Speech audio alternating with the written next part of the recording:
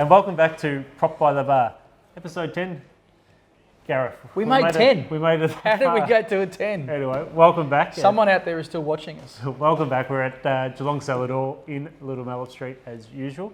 And thanks, John Helmer, for having us. Now, market's been a little bit unusual, I'd say, the last month. It's been crazy, but it's all because of this COVID stuff. So what we've actually found, with particularly lockdowns is, we're in one, we come out of one, and then we're back in one within a week. I think has changed the dynamics. It's probably shortened up the stock supply. I think it's mental because this lockdown 5 and 6, I think because they come on so quick, and it seems like we're in and we're out, it's starting to have an impact on marketplaces. And as much as we keep trying to talk the markets up as much as possible, especially this market.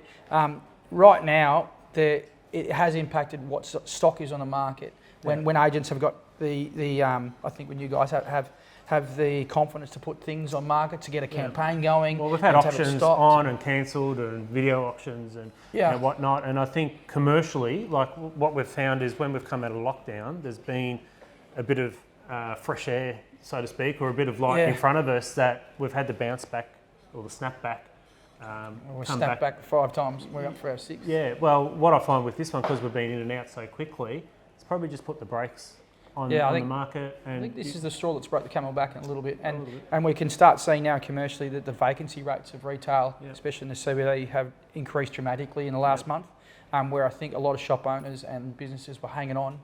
I think the last this lockdown, the one before, has broken the camel's back, and we're starting to see them just shut up. Yeah, I think previous lockdowns, there's been this, hopefully it doesn't happen again, where this coming out of lockdown seems to, the sentiment sort of said, when is this going to be over? When's the next one going to happen now? Not if, but when. So, but anyway, I think there's still plenty of activity. I think some of the when they get to market, results, in the snap lockdown back, when we get properties to market after a bit of a campaign and they just have to be lucky enough to land on a week when we're not locked down, you're getting considerably really good results. We're getting like Tom Butters, I think he sold one for $140,000 above market last weekend in Hamlin Heights. Those sort of results.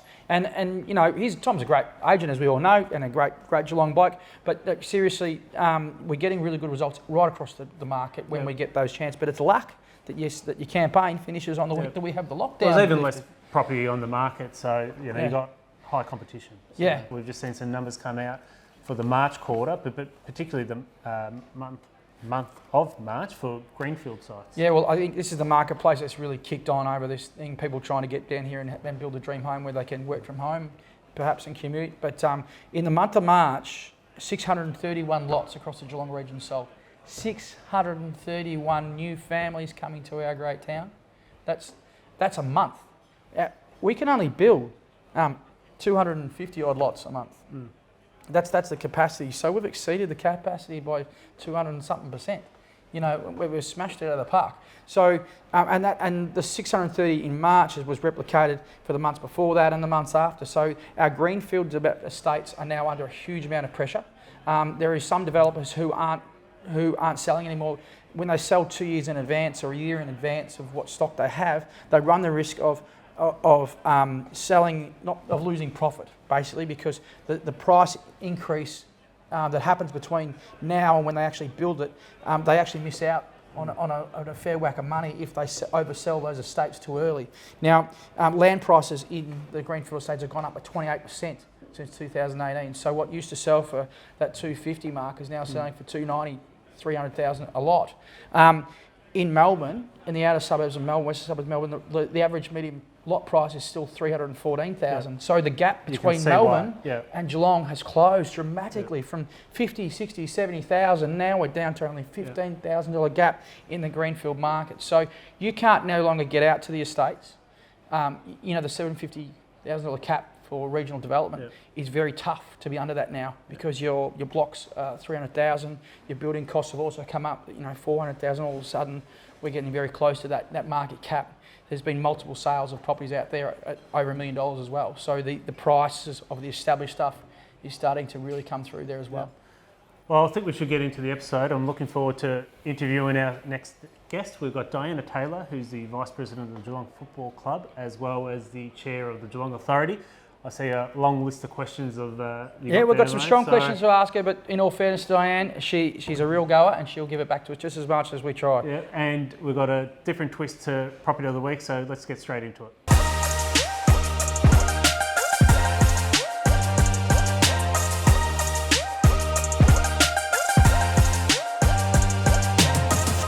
And welcome back.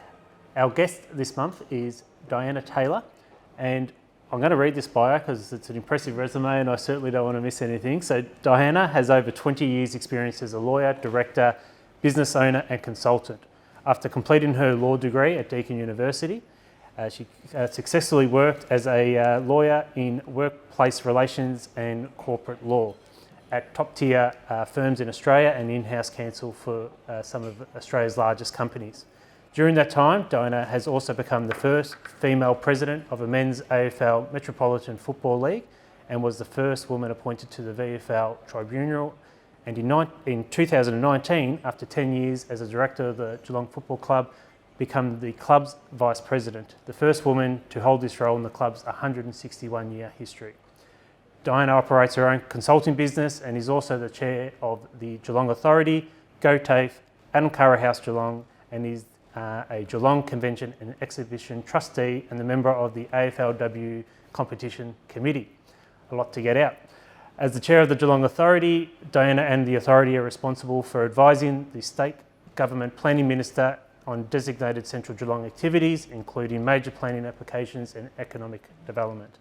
So I know you're going to... Well read as always, mate. I knew that was coming, so I thought I'd cut you off. I'll add to it. Diana's also a civic leader in Geelong.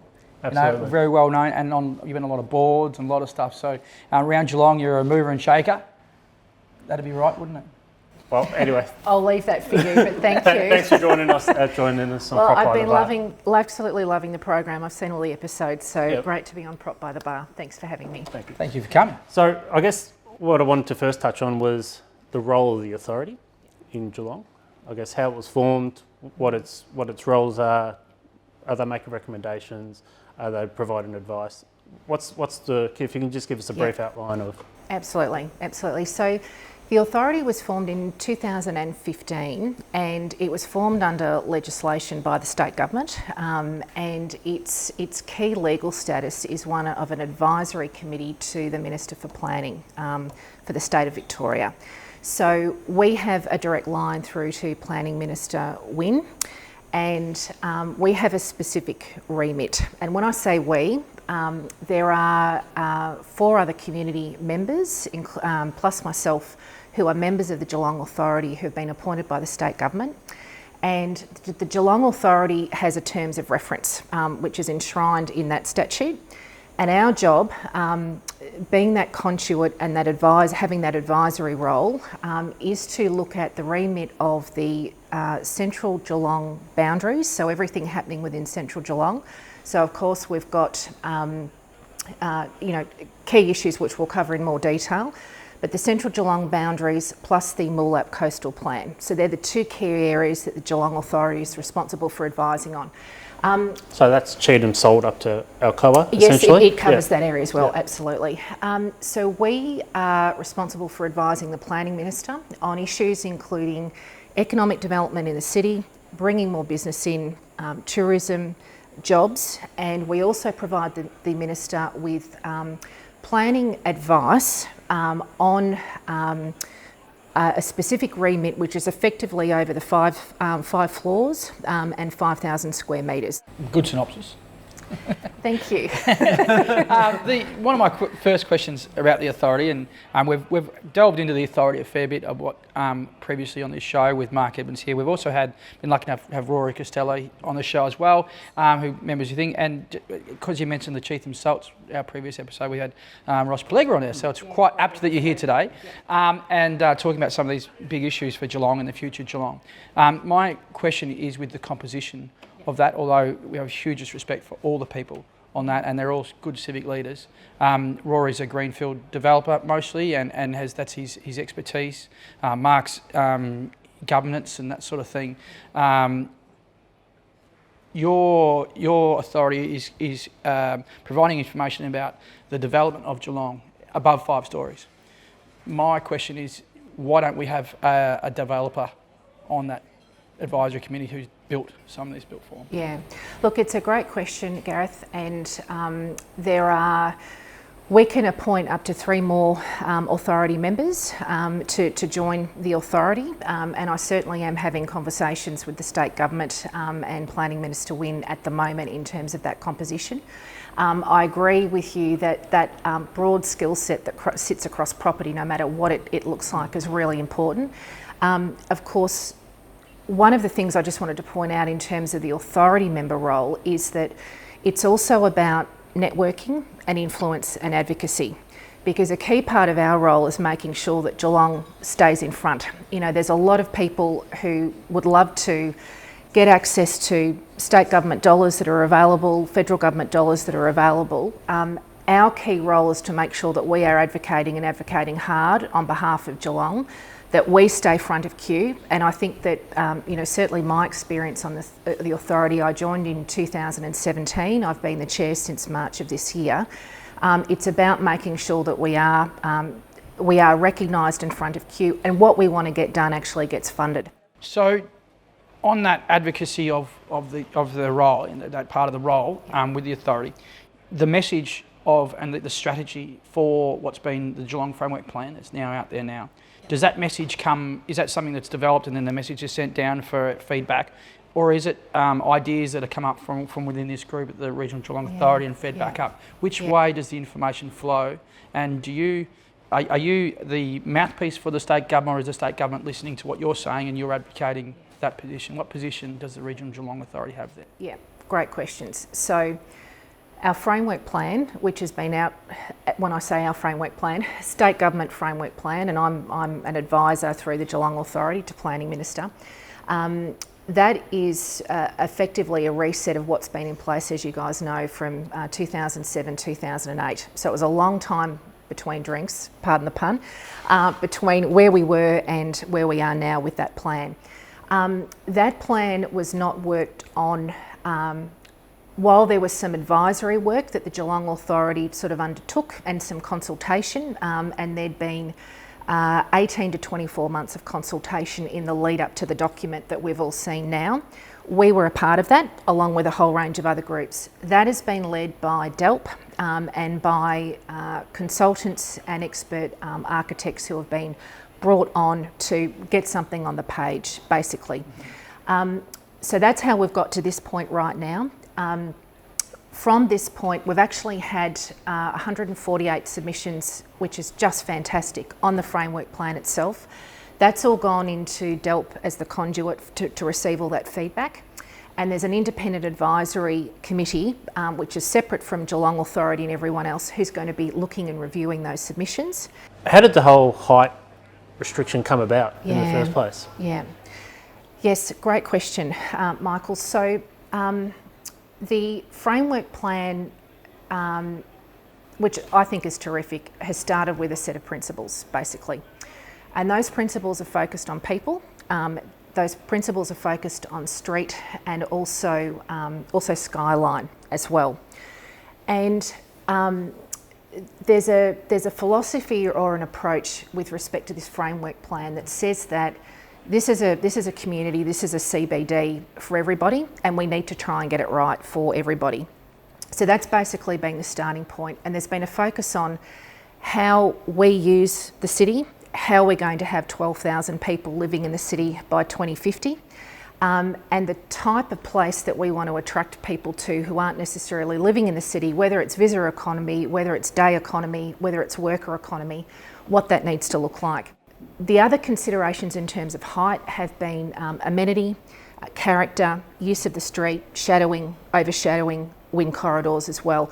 And the advice of the experts has been taken to come up with what we've got in draft at the moment. See, I really object to one of those criteria to start with. Well, there's actually a couple, but to start with, overshadowing. Now, we're a CBD. Overshadowing is par for course for a CBD. A distant ray of sunshine coming down between the houses tall. That's Henry Lawson. What was it, 1900 or something, wrote that. That's a city. It has overshadowing. It has sunlight glaring down between buildings tall. that's what a city is. If you put overshadowing, and you make such a big play about overshadowing, and especially from the 1 o'clock sun, which I think it's judged upon, you essentially make development sites on the northern side of streets redundant and sites on the southern side of the streets developable, which makes no common sense to reality of how things develop. Wouldn't it be better to go away with some of those shadowing rules and just let the city develop naturally, commercially, where the precincts exist for foot traffic, where we need focus on foot traffic, where we need focus for businesses to grow? And that will naturally occur if they're allowed to build where they need to build. But if you put restrictions on one side of the street versus the other, all of a sudden we end up with a very strange looking CBD. There's a lot in what you said, Gareth. So I'll take that in a couple of parts. The first one is that the City and Council has had an open space strategy in place for a long, long time. And for a city to thrive, for people to want to be here, it's not just about the office workers sitting in the building. There needs to be open space that's available for people to live and thrive and work and get a bit of nature, get a bit of the environment in their experience.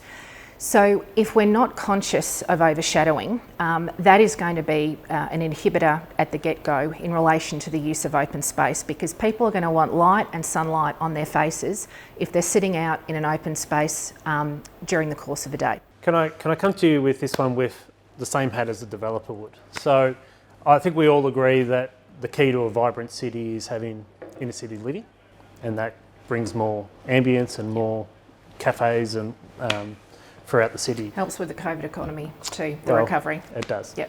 But I guess what we're hearing is that developers can't now get development sites to stack because they can't get scale.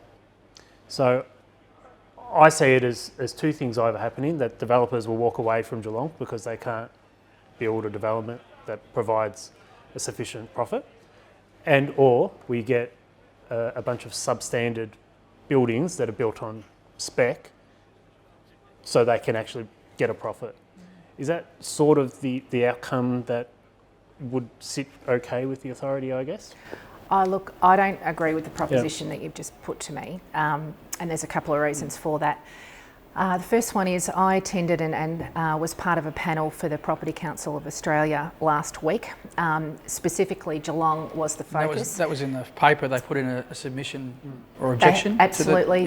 Well, a submission, not an objection. And there were 200 people or entities on that particular call, and the Property Council of Australia is setting up a Geelong committee because they see the opportunity and the growth, and their members are saying to them, we want this. So I think that's an interesting point to note about the level of interest with respect to property development that is happening in and around Geelong right now. No news to you guys, you already know that. It's inundated. Like the interest at the moment coming into town from developers is next level. And when I was working 5 years ago, for example, in Geelong, you were very hard pressed to get a developer from Melbourne to look at here at all. You had a couple that sort of got in early, like the Shane Quinns and some of the others that got in early and got sites and got going. But apart from them, there was a very big gap between the big developers in Melbourne that are building skyscrapers than what's here. We are now, every week, I'm contacted by another developer looking for land. And kicked on with the government agencies. Well, it did. It started off. So what we've got now is a momentum. And my worry is this shifts the momentum. This maybe stymies the momentum. Let me head back to that, which is that, and you know, from a personal perspective, I just wanted to first of all recognise and acknowledge anyone investing in Geelong has got skin in the game.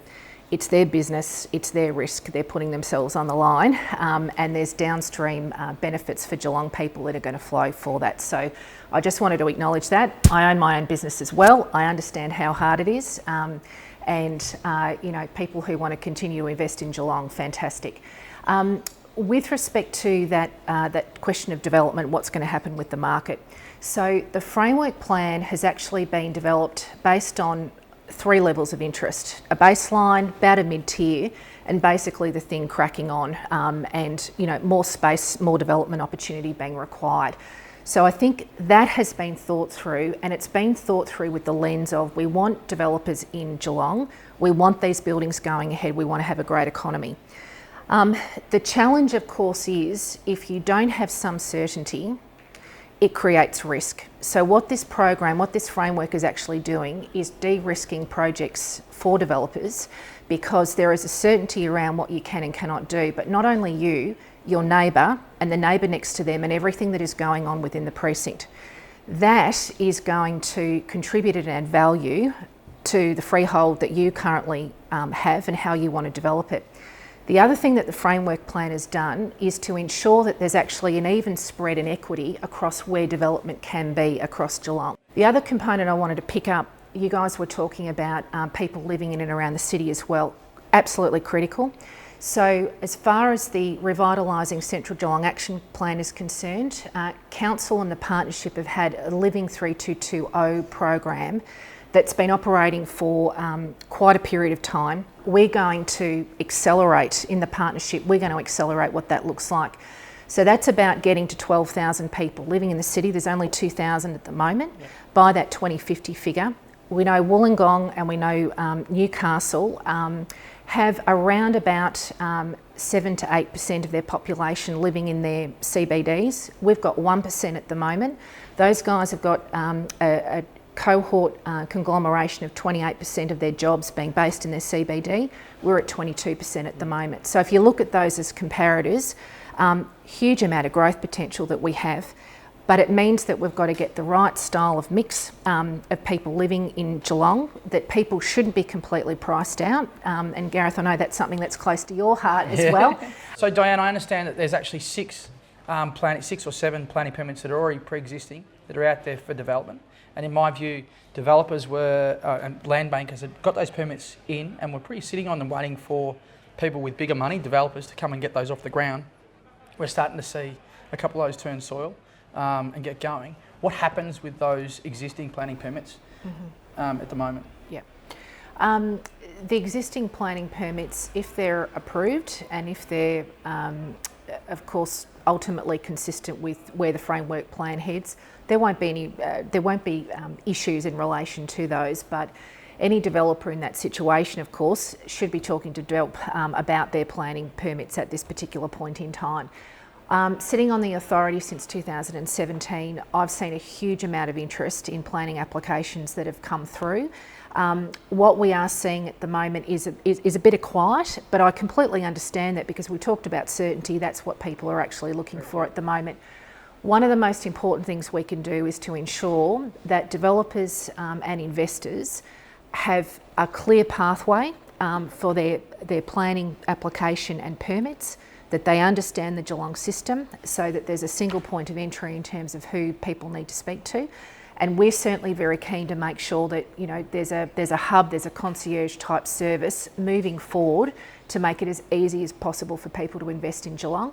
And I think the other thing that this framework plan is going to do is going to allow landowners currently to look at what they've got in a different way. Well, change of pace, and probably more importantly, Geelong Football Club. Not more importantly, but very close to my heart, that's for sure. Congratulations, 70,000 members this year, which is a record. Yeah, the best. Phenomenal. It is. And stage 5 of redevelopment about to kick off at season close. Indeed. And the completion of Frank Costa's vision for Geelong. How are you going to top the social club? That's my favourite part of the ground. That's your favourite experience. How is the new developer going to top that? Oh, look, I think... I'm still sometimes... I should check that, Michael. Look, it gets us to 40,000. As you guys know, there's finals, exactly. Well, there's, you know, given that GMHBA has been helping everyone out at the moment during COVID, we'll leave that Fremantle final from a long, long time ago to the side. We want another final, that's for sure. But I think that just the amphitheatre that is going to be created, you know, the cauldron that's going to be created by this new space is going to be brilliant. What I think the Geelong Footy Club has done is helped to transform, you know, the city. Everything's fed into everything else in terms of the success that we've had, and I think that this completion is also going to reset our own minds about what is capable and what is possible as well. I see that corridor between Geelong Footy Club running up Moorabool Street, you know, to the convention centre, to the bay. there is just a beautiful synergy between what is happening in and around this city and how people are going to be using our city, and the Cats will be at the heart of that. And the legacy that Brian Cook's leaving behind as well? Yeah, The new president? Just an extraordinary leader. I've been very lucky to have known Brian for a long, long time. He, along with our dear Frank Costa, really reset. You know, he's not like he's still alive, like in that concept. He's still around. Frank, absolutely. I was fortunate enough to have a very close relationship with Frank. He and I had worked on Adam Cara House, Geelong's community hospice together. I miss him dearly, but his presence is very much still here. And of course, between he and Brian and others, just resetting what it was for that character and talent concept, and to hold to course. You know, the fact, and I come back to that 2006 period, you know, when there was a lot of noise around and the club could have gone a different way. They held to course. We got that premiership after 44 years. Just tremendous courage and leadership. And so there's a lot of lessons in my life that I've certainly taken out of that experience and what the Cats were actually able to do at that point. And, you know, Brian was the captain. He led all of that. But it's not going anywhere, of course, Michael. Yep. He's staying on with us next season. Thankfully. Yep. And he's a civic leader. Like he's like he absolutely we talked about is. Civic leader. We Chair of Bowen him Health. As a civic leader, and he is one too. And it's great that we have such civic leaders. It's sad that we've lost Frank, but you like yourselves and Brian and Justin and other people we've interviewed. Yeah. You are the upcoming civic leaders of Geelong, and thank you very much for your insights. And I think what we've learnt here is from both experiences from the Cats and also from your regional Geelong Authority that you're all about a strong plan and a lot of belief. So thank you very much. Thanks for having me. Thanks for coming on, and thanks for your frankness. You knew you were going to get a lot of questions in relation, particularly I thoroughly enjoyed it. No, you guys have absolutely delivered today. Thank you for those hard questions. Thanks for coming on, Prop.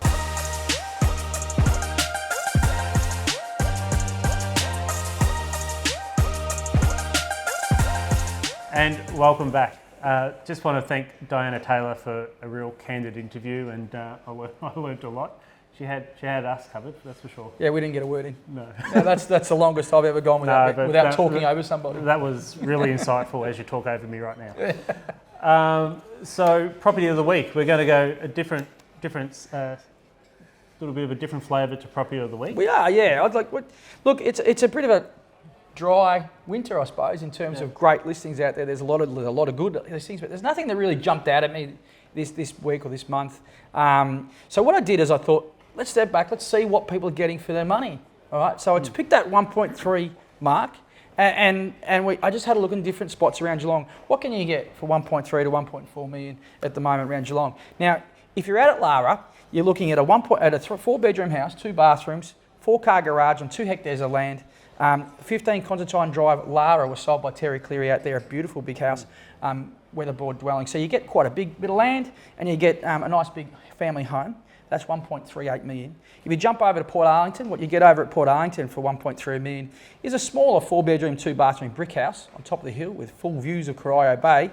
And that was 101 to 103 Tower Road, Port Arlington, was recently sold by Sonia at Stockdale and Lego there. Did a great job. It's a beautiful home. And so you get these really nice homes for the 1.3 mark.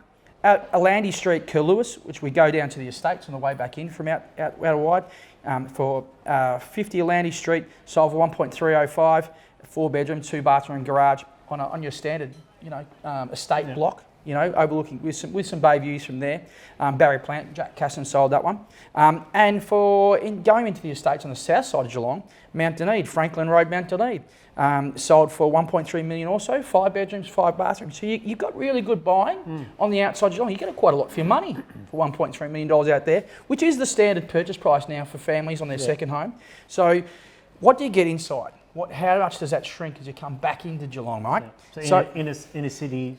Coming back in a city, so we have to jump up a bit to get something comparable. So, for example, 19 Grosvenor Drive, Wundunna Heights is a really beautiful home. This home has everything. It's like a damn resort. On 1,400 square metres, with views of the entire Geelong area and over the bay. 5 bedrooms, 3 bathrooms, house, indoor pool, but you have to pay 1.445. So you're going up another 150,000 to get that sort of stuff there. Likewise, you want to get into Geelong West now.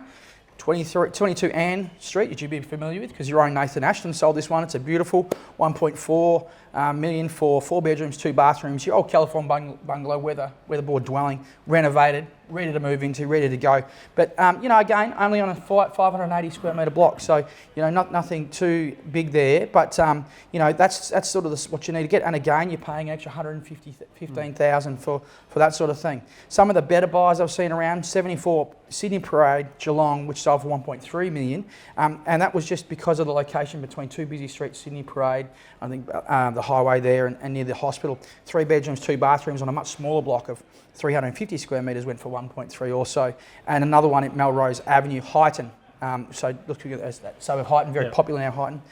Double storey, well appointed house for 4 bedrooms, 2 bathrooms on 840 square metres, and that was sold by McGrath's. So you can see as you get outside Geelong, you look at the regionals around Geelong, you get some really good livability for the $1.3 million price tag.